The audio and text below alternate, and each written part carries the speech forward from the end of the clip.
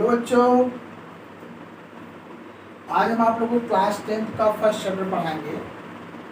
Class 10th का first chapter पढ़ाएंगे real number. Real number क्या होता है उसके बारे में डिस्कस करेंगे।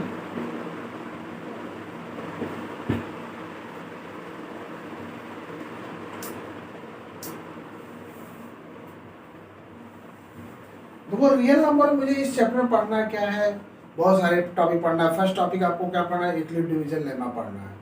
यूक्लिड लेमा क्या होता है, यूक्लिड डिवीजन एल्गोरिथम क्या होता है, ये सब पढ़ना होता है। लेकिन हमको क्या होता है, पहले हमको ये पता होना चाहिए रियल नंबर एक्चुअली होता क्या है। रियल नंबर एक्चुअली होता क्या, उसके बारे में मुझे पूरा डिस्कस करना पड़ेगा। फिर उसके बाद हम आपको क्लास 10 के टॉपिक में आएंगे। पहले हमको ये पता होना चाहिए रियल नंबर एक्चुअली होता क्या, रियल नंबर को हम लोग कहते क्या है। ठीक है, रियल नंबर आपको ये होना चाहिए, real number is combination of rational number and irrational number. ये आप लोग जानते हो।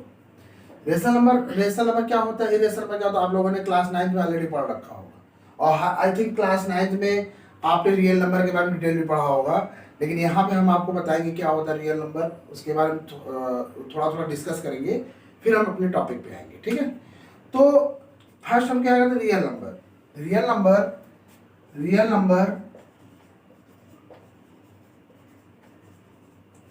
इज combination of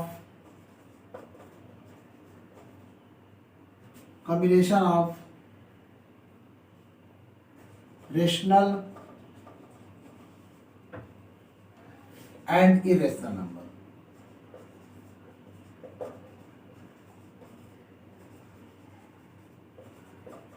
क्या होता है, real number is combination of rational and irrational number.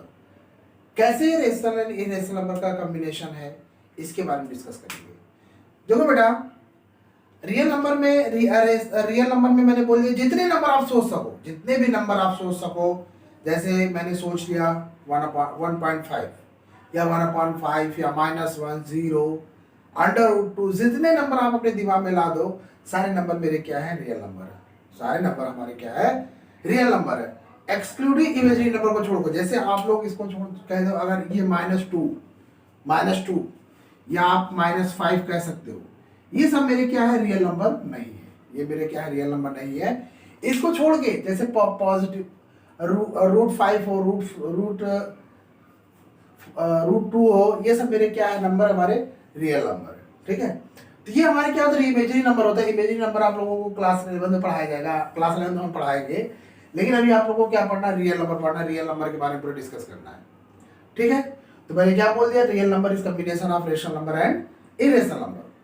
अब ये कैसे रेशनल नंबर और इरेशनल नंबर का कॉम्बिनेशन, इसके बारे में देखते हैं। देखो, रेशनल नंबर के अब ये देखो हमारा रियल नंबर को हम दो टाइप से डिफाइन कर सकते हैं। रियल नंबर को हम दो टाइप से डिफाइन कर सकते हैं। फर्स्ट आपका क्या है, फर्स्ट आपका है विद डेसिमल, सेकंड आपका क्या है, विदाउट डेसिमल। अब विद डेसिमल क्या होता है, विद डेसिमल को देख लो। विद डेसिमल में आपका क्या होता है, ये भी दो टाइप के होते हैं। ये हमारा क्या होता है, फर्स्ट उसका रेशनल नंबर होता है,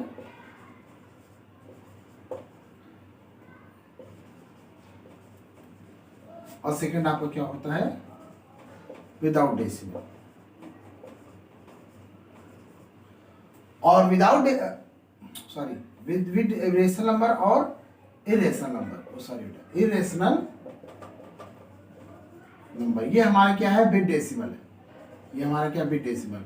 और विदाउट डेसिमल में क्या होता है बेटा आपका, विदाउट डेसिमल मेरे तीन टाइप के होते हैं। विदाउट डेसिमल मेरे तीन टाइप के होते हैं, नेचुरल नंबर,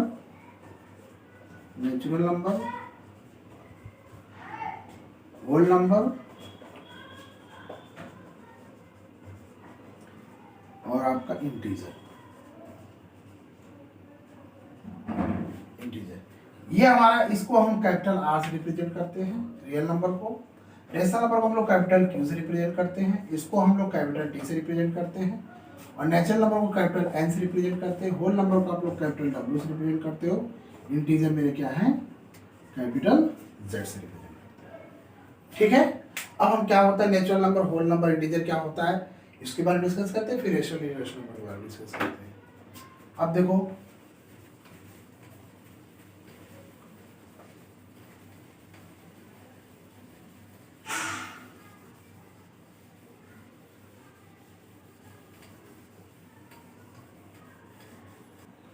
ठीक है, अब नेचुरल नंबर क्या होता है, पहले हमको क्या विदाउट डेसिमल के बारे में पढ़ते हैं। Without decimal,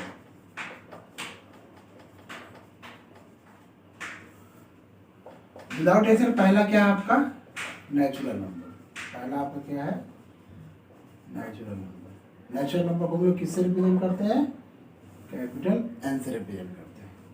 natural number starting from 1, यानी कि all counting number natural number यानी कि स्टार्टिंग फ्रॉम 1, ये सब आप लोग 9th में ऑलरेडी पढ़ रखे हो, लेकिन फिर भी आपको एक बार मैं डिस्कस कर ले रहा हूँ थोड़ा थोड़ा। ये आपका 1 3 ये आपका इनफाइनाइट तक हो जाएगा, ठीक। और उसके बाद सेकंड आपका क्या है होल नंबर। होल नंबर क्या है तो उसको डब्ल्यू से रिप्रेजेंट करते हैं। डब्ल्यू इसमें क्या होता है including zero represent, including zero होता है, मतलब कि जितने भी नंबर काउंटिंग नंबर हो उसके साथ आपका जीरो इंक्लूड हो वो हमारा क्या कहता है होल नंबर कहते हैं। इसको क्या कहते हैं हम होल नंबर कहते हैं, ठीक, इनफाइनाइट तक। आपका थर्ड क्या होगा बेटा, थर्ड आपका क्या होगा इंटीजर। इंटीजर इंटीजर आपका जेड से होता है। इसमें सारे number minus plus including zero सब नंबर होते हैं, सब हमारे क्या होता है इंटीजर। जैसे हमारा क्या हुआ मैंने -3 कर दिया, -2 कर दिया, -1 कर दिया, 0 1 2 3, ये मेरा क्या है इंटीजर, ठीक। अब ये हो गया आपका नेचुरल नंबर, ये हो गया आपका होल नंबर, ये हो गया आपका इंटीजर, ठीक है। ये हमारे क्या इसके अंदर कोई डेसिमल पॉइंट नहीं होना चाहिए। इसके अंदर मैंने क्या बताया कोई डेसिमल पॉइंट नहीं होना चाहिए था। मैंने इसमें क्या है इसमें बताया कि इसमें डेसिमल पॉइंट नहीं है, ठीक। अब हमारे क्या है बिट डेसिमल। बिट डेसिमल क्या होता है, बिट डेसिमल। बिट डेसिमल में हमारा क्या पहला रेशनल नंबर।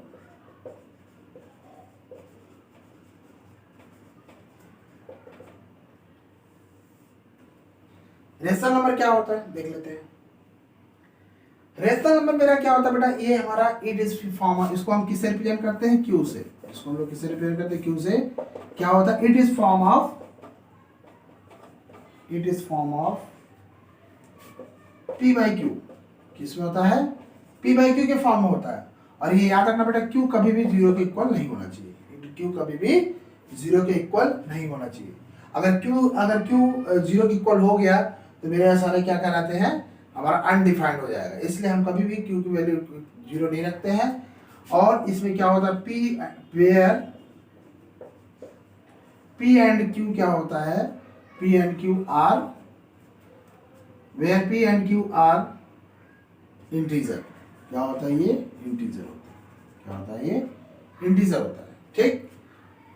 ये हमारा क्या रेशनल नंबर। जैसे हमने इसका एग्जांपल दे दिया क्या बेटा, जैसे रेशनल नंबर में क्या होगा, जैसे मैंने बोल दिया है आपका -3/1, -2/5, -1/5, 0, 1/1, 2/1, 5/2।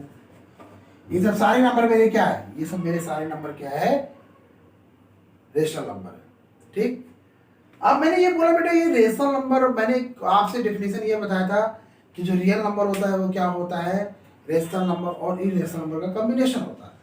आपको मैंने बताया देखो रेशनल नंबर और इरेशनल नंबर ही के मैंने नाम लिया, ये भी तो सारे नंबर है, होल नंबर भी उसके अंदर है और नेचुरल नंबर है, इंटीजर है, ये सब भी सारे नंबर है। लेकिन मैंने इसका नाम क्यों नहीं इसमें लिया, उसमें इसका नाम क्यों नहीं यूज किया मैंने, क्योंकि बेटा ये क्या होता है ये सारे नंबर क्या होते हैं इंटीजर के अंदर इंक्लूडेड होते हैं।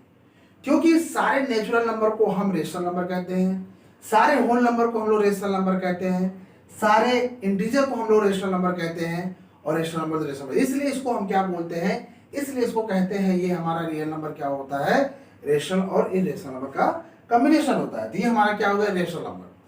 रेशनल नंबर का मैंने आपको एग्जांपल भी बता दिया। अब हम आपको क्या बताते क्या होता है मेरा इरेशनल नंबर क्या होता है उसके बारे में डिस्कस करते हैं। इरेशनल नंबर क्या होता है,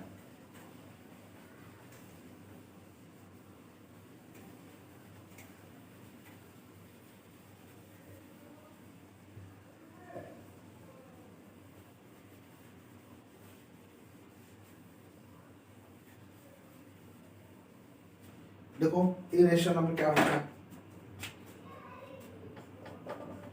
इरेशनल नंबर क्या होता है,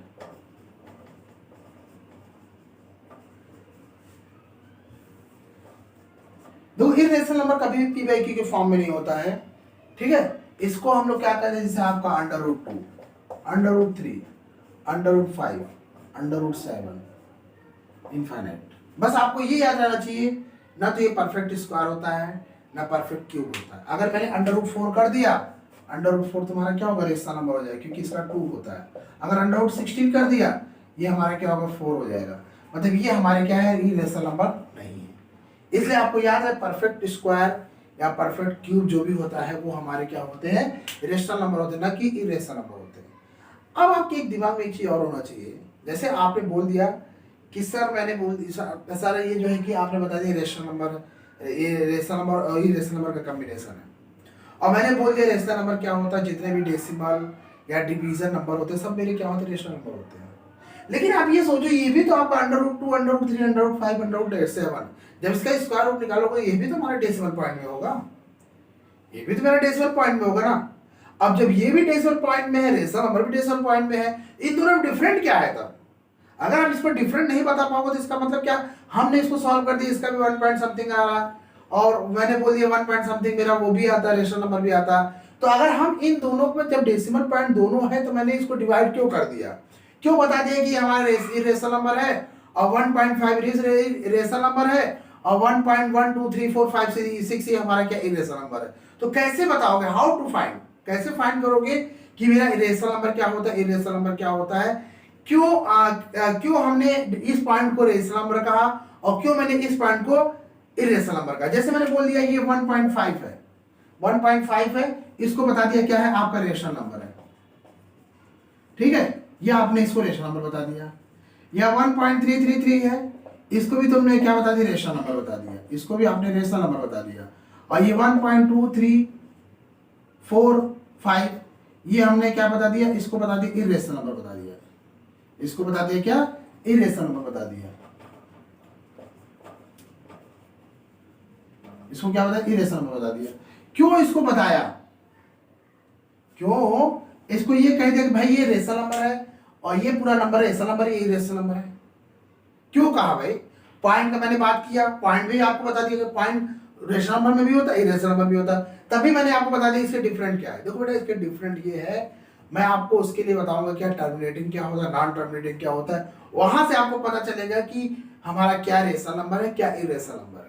आपने डायरेक्टली बता दिया कि √2, √3, √5 देखते ही बता दिया गया कि बेटा ये क्या है, इरेशनल नंबर। आपने डायरेक्टली बताया सर ये इरेशनल नंबर है। अगर मैंने इसको पॉइंट में दे दिया तब कैसे बताओगे कि सर ये इरेशनल नंबर, इरेशनल नंबर है।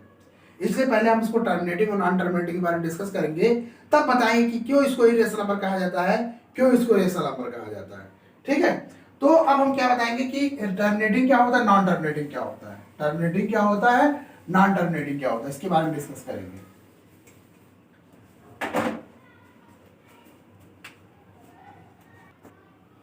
अब देखो पहले क्या कहते हैं, टर्मिनेटिंग। टर्मिनेटिंग क्या होता है, ये सब बेटा आपका क्लास 9 का चीजें, मैं आपका एक बार रिवाइज करवा रहा हूँ, सब आपका क्लास 9 की चीजें हैं सब। टर्मिनेटिंग क्या होता है, टर्मिनेटिंग वो होता है जो डिविजिबल हो जाए, टर्मिनेटिंग वो होता है जो डिविजिबल किसी हो जाए, कोई नंबर हमारा डिविजिबल हो जाए। जैसे मैंने आपको बोल दिया कि आपका 5/2 हो गया, 5/2 हो गया, इसको जब डिवाइड करोगे क्या आएगा, 2.5 हो गया, 2.5 हो गया, ये डिविजिबल हो गया। अगर मैंने आपको 1/2 कर दिया, अगर मैंने आपको 1/2 कर दिया, ये भी डिवाइड हो जाएगा, ये भी डिवाइड हो जाएगा, इसको भी हम क्या कहेंगे, टर्मिनेटिंग। जो डिविजिबल नंबर हो जाए, जो किसी नंबर से डिविजिबल हो जाए, सारा डिविजिबल हो जाए, उसको हम क्या बोलते हैं, टर्मिनेटिंग बोलते हैं। और जो नॉन टर्मिनेटिंग क्या होता है, नॉन टर्मिनेटिंग क्या होता है, नॉन टर्मिनेटिंग वो होता है जो डिविजिबल ना हो किसी नंबर से, जो डिविजिबल किसी नंबर से ना हो। जैसे मैंने बोल दिया 1/3, जैसे मैंने बोल दिया 1/3, यानी कि क्या होगा आपका 0.33333, ये सब क्या है, 1/3, ये हमारा क्या है, डिविजिबल नहीं है। ये मतलब इनफाइनाइट चलता रहेगा लेकिन ये कभी कटेगा नहीं, ठीक है। और मैंने बोल दिया आपका 1/9, 1/9 में क्या होता है, 0.111, ये हमारा क्या है, ये भी हमारा क्या डिविजिबल नहीं है, ठीक है। तो ये हमारा टर्मिनेटिंग हो, नॉन टर्मिनेटिंग हो जो डिविजिबल हो जाए, नॉन टर्मिनेटिंग हो जो डिविजिबल ना हो। ठीक, अब एक चीज और दिखाना, देखो टर्मिनेटिंग हमारा रेशनल नंबर है, टर्मिनेटिंग हमारा रेशनल नंबर है और नॉन टर्मिनेटिंग भी मेरा रेशनल नंबर है। बस इसका डिफरेंट ये है कि non terminating and repeating, non देखो टर्मिनेटिंग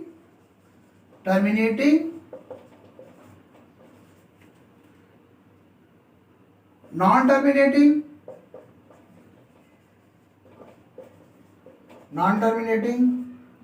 एंड रिपीटिंग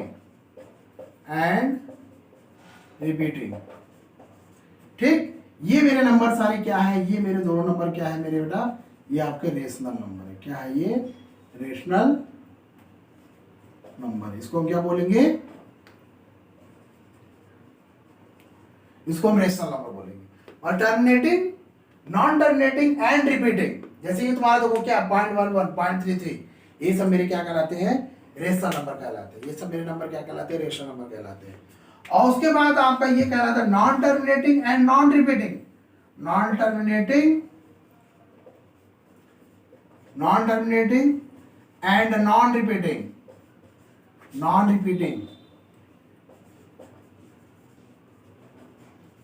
ये मेरे क्या कहलाते हैं, non terminating and non repeating मेरे क्या कहलाते हैं, ये हमारा होगा इरेशनल नंबर। इसको हम क्या बोलते हैं, इरेशनल नंबर। बस यही डिफरेंट है, इरेशनल नंबर। जैसे एग्जांपल में है आपका क्या 0.1 2 3 4 इनफाइनाइट, ये हमारे क्या है, इरेशनल नंबर है। मतलब ये आपको याद है पॉइंट, मैं उसको क्यों रेशनल नंबर कहा, उसको रेशनल नंबर क्यों कहा, क्योंकि ये हमारा क्या होता है जब डिविजिबल हो जाता है, जब इसका डिवाइड करते हैं तो ये हमारा कभी रिपीट टर्म नहीं आता। और याद रहना इरेशनल नंबर हमेशा नॉन टर्मिनेटिंग होता है, नॉन टर्मिनेटिंग मतलब कभी डिविजिबल नहीं होगा ये, लेकिन इसका नंबर जो डिफरेंट आएगा, रिपीट नहीं करेगा नंबर ये, इसलिए इसको हम बोलते हैं इरेशनल नंबर। और जो नंबर रिपीट और टर्मिनेटिंग हो जाए उसको हम बोलते हैं रेशनल नंबर। ठीक है, ये मेरा क्या है, आपको मैंने बताया आपका क्या होता है, ये हमने क्लास 9 का थोड़ा आपका इंट्रोडक्शन लिया हूँ। इसके बाद आप लोगों को आपके टॉपिक पे आ जाते हैं, क्या होता है यूक्लिड डिवीजन लेमा क्या होता है, यूक्लिड डिवीजन क्या होता है।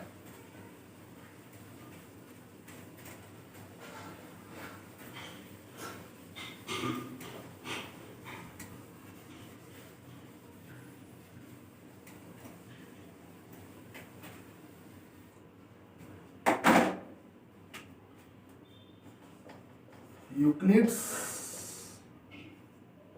डिवीजन लेमा, ये लेमा नाम के बेटा साइंटिस्ट जिन्होंने एक इक्वेशन दिया था, इन्होंने एक इक्वेशन दिया क्या, a is equal to b x plus a is equal to B Q plus r, a is equal to B Q plus r, ये इन्होंने इक्वेशन दिया था a is equal to B Q plus r. आपने इसको बचपन से किया होगा, जैसे आप एक क्या करते हो, डिवाइड करते हो। सपोज ये मेरा क्या होता है, मैंने बोल दिया आपका, ये आपका बेटा क्लास 10 का पहला टॉपिक है, एक लोग ध्यान से देखिएगा। जैसे आप लोग इसमें क्या कर दिए, मैंने ये आपको कर दिया क्या 7 है, ये मैंने 7 कर दिया, एक नंबर मैंने क्या ले लिया 15 ले लिया, एक नंबर मैंने क्या लिया 15 ले लिया। जब इसको तुम डिवाइड करोगे तो क्या होगा, 7 2 जा 14 होगा, 7 2 जा आपका 14 होगा, ये रिमाइंडर आपका क्या होगा 1 होगा, रिमाइंडर क्या होगा आपका 1 होगा। तो आपको ये याद रखना, ये आपको ध्यान में होगा, आपने छोटे क्लास से पढ़ा होगा, जो 7 होता है इसको हम क्या बोलते हैं, डिवीजर बोलते हैं। जो 7 होता है इसको हम क्या बोलते हैं, डिवीजर बोलते हैं। और जो 15 होता है इसको हम मतलब जो 15 है ये हमारा क्या डिवाइडेड होगा, क्या होगा ये डिवाइडेड होगा, ये हमारा क्या होगा डिवाइडेड होगा। और ये हमारा क्या होता है क्वोशेंट, क्या होता है ये क्वोशेंट, इसको हम क्या बोलते हैं क्वोशेंट होता है। ठीक है, ये हमारा क्या होता है, ये हमारा डिवीजन होता है, ये हमारा डिवाइडेड होता है, क्वोशेंट होता है। और ये हमारा क्या होता है रिमाइंडर होता है, ये हमारा क्या होता है रिमाइंडर, क्या होता है ये रिमाइंडर। ठीक, तो यही चीज आपका मिलके यहाँ बना हुआ है, यही चीज आपका मिलके बना हुआ है, यही चीज आपका मिलके बना हुआ है। तो जैसे हमारा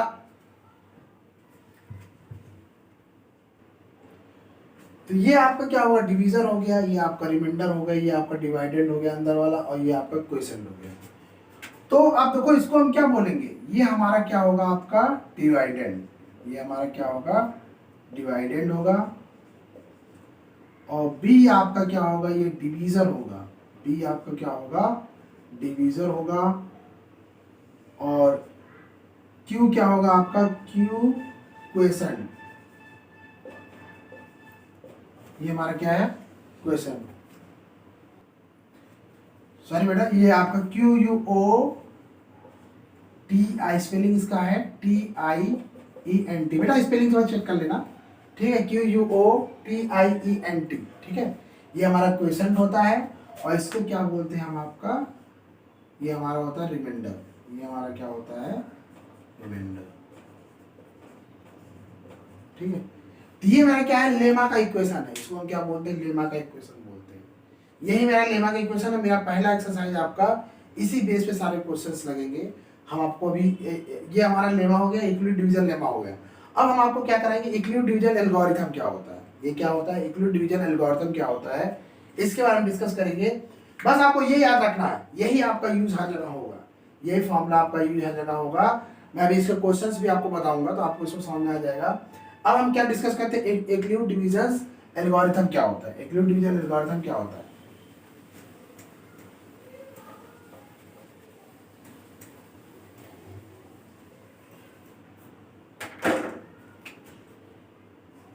यूक्लिड्स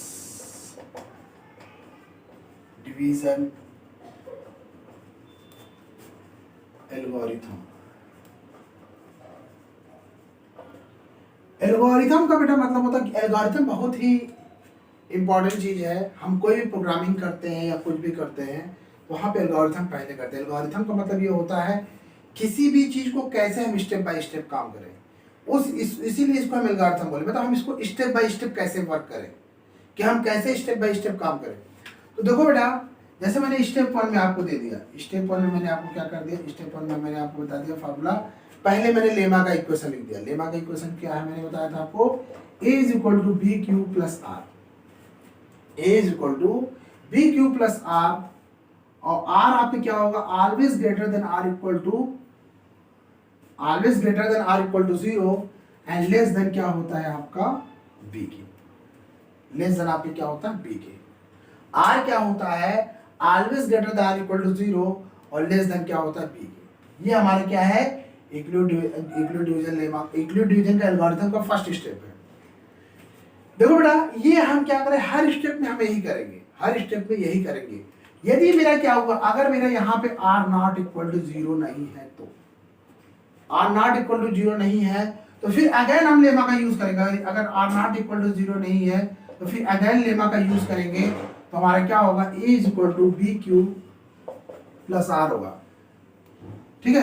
यानी कि क्या होगा यहाँ पे सपोज मेरा क्या होगा r इक्वल टू 0, मतलब जब तक आपका 0 ना आ जाए वो नंबर, जब तक मेरा 0 नहीं आ जाता है तब तक हम यही प्रोसेस करते रहेंगे, जब तक मेरा 0 ना आ जाए तब तक यही प्रोसेस करेंगे। तो यहाँ पे हम क्या करते हैं इसका एचसीएफ निकालते हैं। सपोज यहाँ पे 0 हो गया, एचसीएफ यानी कि a कॉमा b क्या हो जाएगा, आपका आंसर इसका क्या होगा b हो जाएगा। a comma b is equal to इसका आंसर क्या हो जाएगा b हो जाएगा। तो जो हम लोग एल्गोरिथम का यूज करते हैं स्टेप 1 में, ये हमारा फॉर्मूला है a plus b q, a equal to B Q plus r, r not equal to 0, a equal to B Q plus r, r equal to 0 पे अगर आपका ये हमारा 0 आ गया मतलब आपका एचसीएफ यहाँ निकलेगा क्या a comma b is equal to b, ठीक है। अभी इसका एग्जांपल हम आपको कराएंगे तो आपको समझ में आ जाएगा। तो बेटा हम बार बार इसको यूज कर रहे हैं, एल्गोरिथम वो होता है कि हम इसके रिमाइंडर को किसी तरह 0 लाते हैं। हम इसके रिमाइंडर को जब तक 0 नहीं तब तक हम उसके स्टेप बाय स्टेप काम करते रहेंगे, और फॉर्मूला आपका लेमा का ही लगेगा, फॉर्मूला आपका क्या होगा लेमा का ही लगेगा। ये हमारा क्या है उसको आप लोग फॉर्मूला को नोट कर लीजिएगा। उसके बाद लास्ट में अगर 0 आ जाता है तो HCF is equal to a comma b is equal to b हो जाएगा। यही मेरा सारे स्टेप के लिए, सारे step first step second step third step fourth जितने भी स्टेप आएंगे सबके लिए एचसीएफ हमारा यही सेम आएगा, ठीक है। अब मैं इसके एग्जांपल्स देकर बता दे रहा हूं आप लोग को, एग्जांपल से आप लोगों को जल्दी समझ में आ जाएगा, ठीक है।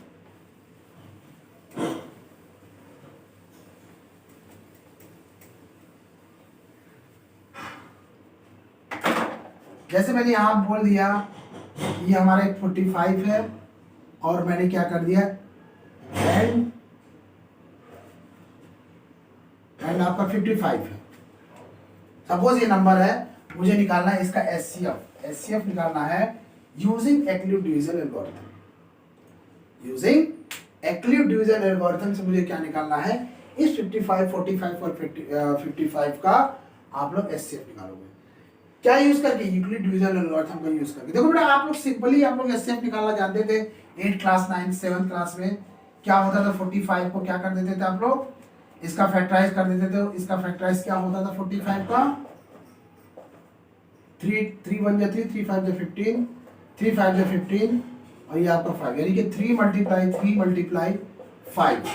और उसके बाद इसके बाद आपका 55 का क्या हो जाएगा, ये हो जाएगा आपका 5 1 जा 5, 11 1 जा 11, तो 5 मल्टीप्लाई 11। ठीक, ये हमारा क्या 45 और 55 का जो इसमें कॉमन होता है, जो इसमें कॉमन होता है वो हम क्या कर लेते हैं। जैसे हमारा कॉमन क्या है, इसमें 5 कॉमन है, हमारे इसमें क्या है 5 कॉमन है, यानी कि एचसीएफ इज इक्वल टू 5। ये तो बेटा मैंने आप लोग क्या बताया, ये आप लोगों ने 7 8 या 6 में कर रखा होगा। लेकिन यहाँ पे मुझे ये रूल नहीं लगाना, मुझे यहाँ पे ये रूल नहीं लगाना है। मुझे रूल क्या लगाना है, मुझे वो रूल लगाना है एक्लिव डिवीजन एल्गोरिथम से कैसे इसको सॉल्व किया जाए, मुझे उसका रूल फॉलो करना है। ठीक है, तो अब हम वहां पे हम लोग मेथड यूज करते हैं। देखो कैसे क्या होगा।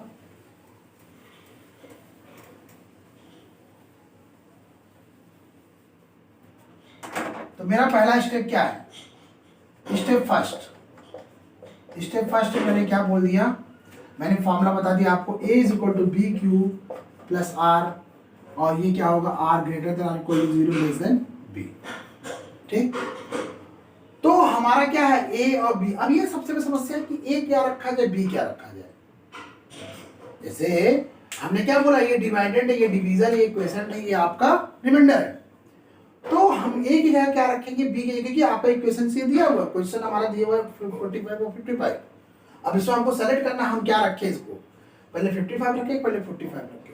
तो आपको ये याद रखना होगा जो इन दोनों में ग्रेटर होगा। जैसे अगर मैंने बोल दिया जैसे जो ग्रेटर होगा उसको हम क्या मानेंगे 55 मानेंगे, जो लेस होगा उसको हम क्या मानेंगे 45 मानेंगे। मतलब कि a ग्रेटर देन b, मतलब जो इसमें ग्रेटर नंबर होगा, जो इसमें ग्रेटर नंबर होगा वही हम पहले रखेंगे। तो आप लोग एक रफली यहाँ पे कर लिया करो। जैसे मैंने क्या कर दिया यहाँ पे, पहले मैंने नंबर क्या रखा 55 रखा, पहले नंबर मैंने 55 रखा। अब यहाँ से 55 को मैं डिवाइड कर लेता हूँ। रफली करना है बेटा, इसको आपको यहाँ पे नहीं करना है, बोर्ड पे नहीं करना, या आपने कॉपी के फ्रंट पे नहीं करना, ये रफली करना, मैं रफली आपको समझाने के लिए बता रहा हूँ। तो आपने यहाँ पे क्या कर दिया, ये हमारा 45 हो गया, ये हमारा 55 हो गया, यानी कि 1, ये 45 हो गया, रिमाइंडर क्या होगा 10।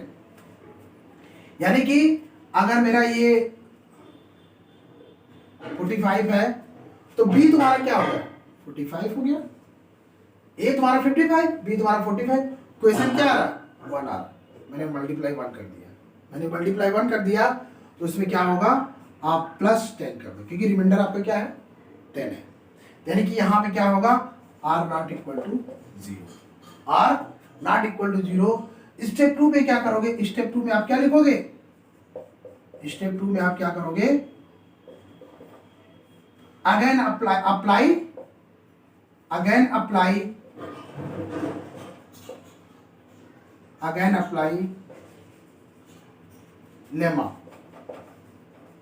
Lemma method, again apply lemma method. Lemma method में क्या होगा, लेमा मेथड का फिर हमको करेंगे। यानी कि अब हम किसको देखेंगे, अब हम इसको और इसको देखेंगे। अब हम किसको देखेंगे, अब हम इसको और इसको देखेंगे। इससे बड़ा क्या है, इससे बड़ा ये है आपका 45, यानी कि ये 45 हो जाएगा और ये 10 होगा। अब यहाँ पे 10 का हम डिवाइड करेंगे, क्या होगा 10 4 जा 40, यानी कि यहाँ पर क्या होगा, यहाँ 4 हो जाएगा और प्लस क्या होगा 5 फिर रिमाइंडर होगा, प्लस 5 फिर रिमाइंडर होगा। 5 जब रिमाइंडर हो गया यानी कि हमारा यहाँ भी 0, यहाँ पे भी मेरा क्या हुआ r नॉट इक्वल टू 0 नहीं है, r नॉट इक्वल टू 0। यानी कि स्टेप 3 में क्या करेंगे हम, स्टेप क्योंकि हमारा इक्वल, जब तक मेरा बताया ना आपको, जब तक मेरा आंसर 0 नहीं आया था तब तक हम ये प्रोसेस चलता रहेगा। स्टेप 3 में हम करेंगे क्या, यानी कि ये हमारा 10 हो जाएगा, a हमारा 10 हो जाएगा और b हमारा 5 हो जाएगा। और 5 कितने का 10, यानी कि यहाँ पे आपका 0 आ गया, यानी कि यहाँ पे आपका आर इक्वल टू 0 हो गया। मतलब अब आपका स्टेप यही, मतलब हम ये कह सकते यहाँ पे इस स्टेप में फिर लिखेंगे अगेन अप्लाई लेमा मेथड, फिर फॉर्मूला लिखेंगे, फिर हमारा ये लिखेंगे। मतलब कि आपको यहाँ पे हो गया 10 इक्वल टू 5 मल्टीप्लाई 2 प्लस 0। ठीक, ये हमारा यहाँ पे 0 आ गया। इसका मतलब क्या होगा, अब इसका एचसीएफ क्या होगा, इसका एचसीएफ होगा क्या आपका 10, 5, यानी कि ये ए, बी, यानी कि आंसर क्या आ जाएगा आपका 5, यानी कि 5 इसका आंसर होगा। मतलब आप ऐसे कर सकते हो सबका, यानी कि 5 हमारा एचसीएफ होगा, HCF of HCF 10, 5 equal to, अब भाई इसका देखेंगे, ये हो जाएगा एचसीएफ हो जाएगा ये वाला, ये आपका हो जाएगा 10, 45 और फिर एचसीएफ हो जाएगा आपका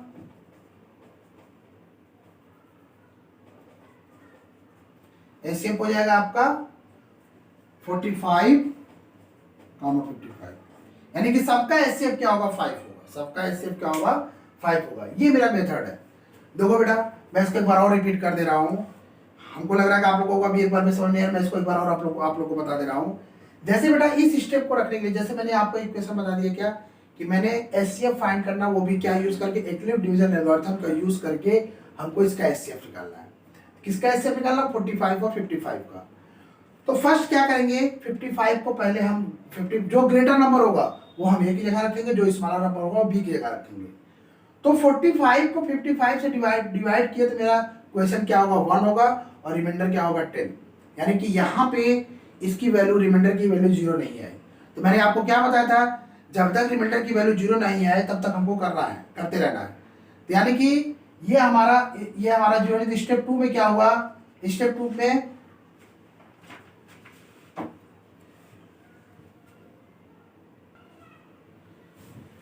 ठीक है, ये आर नॉट इक्वल टू 0 आ गया। अब स्टेप 2 में क्या होगा, अब फिर हम इसमें क्या करें, again apply lemma method. Again apply lemma method मतलब फिर होगा क्या, A is equal to B Q plus R, 0 less than R equal to R less than B. मतलब कि ये 0 जो है आर आपका 0 से ग्रेटर होगा या इक्वल होगा या बी से छोटा होगा। तो फिर मैंने यहाँ अप्लाई किया। तो अब आपको क्या लेना है, अब आपको यहाँ पे लेना क्या है 45 और 10, यानी कि 45 को आपको ए मानना है और 10 को आपको क्या मानना है, 10 को आपको बी मानना है। तो फिर इसका डिवीजन करेंगे, यानी कि 10 4 यानी कि इसका क्वेश्चन क्या होगा 4 होगा और रिमाइंडर क्या होगा 5 होगा। यहाँ फिर आर नॉट इक्वल टू 0 होगा। फिर अगेन अप्लाई लेमा मेथड। अब जब लेमा मेथड अप्लाई करेंगे तो इसका मतलब क्या होगा 10 इक्वल टू 5 मल्टीप्लाई 2 प्लस 0, यानी कि यहाँ पे आर इक्वल टू आपका 0 हो गया। यानी कि जो 0 हो गया, जैसे यहाँ देखो 10, ये आपका रिमाइंडर 0 हो गया, यानी कि 10 और 5 में जो सबसे छोटा होगा वही मेरा एचसीएफ होगा। यानी 10 5 में छोटा क्या 5 है, यानी कि 5 आपका एचसीएफ हो जाएगा। एचसीएफ इज इक्वल टू, इसका भी हमारा एचसीएफ 5 होगा, इसका भी मेरा एचसीएफ 5 होगा, इसका भी मेरा एचसीएफ, तीनों स्टेप का लेके देखेंगे तो उसका एचसीएफ हमारा क्या होगा 5 होगा। ये हमारा क्या है, यूक्लिड डिवीजन एल्गोरिथम है। तो आपका फर्स्ट एक्सरसाइज, पूरा फर्स्ट एक्सरसाइज आपका इसी बेस पे है। आप लोग उसके सारे क्वेश्चंस करिएगा, जो ना है वो कमेंट करके करिएगा और उसको नेक्स्ट क्लास में हम इसका क्वेश्चन आपको पूरा बता देंगे और उसके बाद उसके नेक्स्ट वीडियो में क्या करेंगे, हम उसका एक्सरसाइज 1.2 कराएंगे। Okay, thank you.